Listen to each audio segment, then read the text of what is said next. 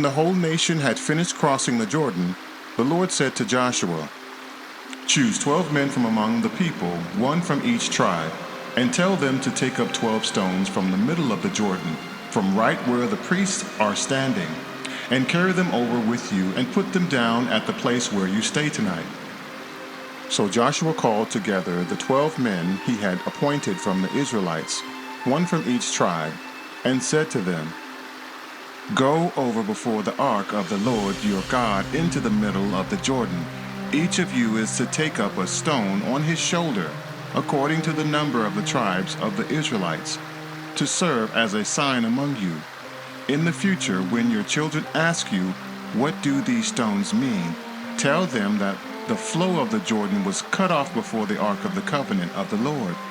When it crossed the Jordan, the waters of the Jordan were cut off. These stones are to be a memorial to the people of Israel forever." So the Israelites did as Joshua commanded them.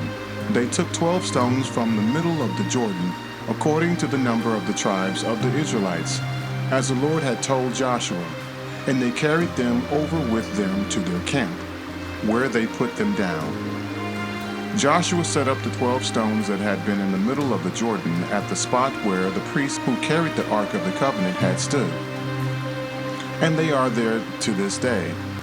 Now the priests who carried the ark remained standing in the middle of the Jordan until everything the Lord had commanded Joshua was done by the people, just as Moses had directed Joshua. The people hurried over, and as soon as all of them had crossed, the ark of the Lord and the priests came to the other side while the people watched.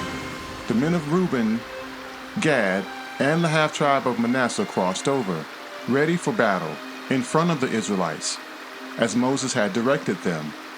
About 40,000 armed for battle crossed over before the Lord to the plains of Jericho for war. That day the Lord exalted Joshua in the sight of all Israel, and they stood in awe of him all the days of his life, just as they had stood in awe of Moses. Then the Lord said to Joshua, "Command the priests carrying the Ark of the Covenant law to come up out of the Jordan." So Joshua commanded the priests, "Come up out of the Jordan." And the priests came up out of the river carrying the Ark of the Covenant of the Lord. No sooner they had set their feet on the dry ground that the waters of the Jordan returned to their place and ran at flood stage as before.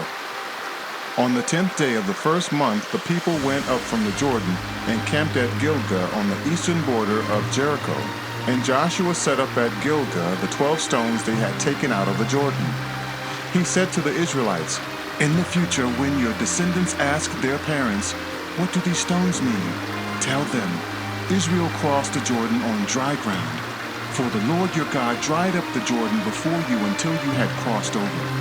The Lord your God did to the Jordan what he had done to the Red Sea, when he had dried it up before us until we had crossed over.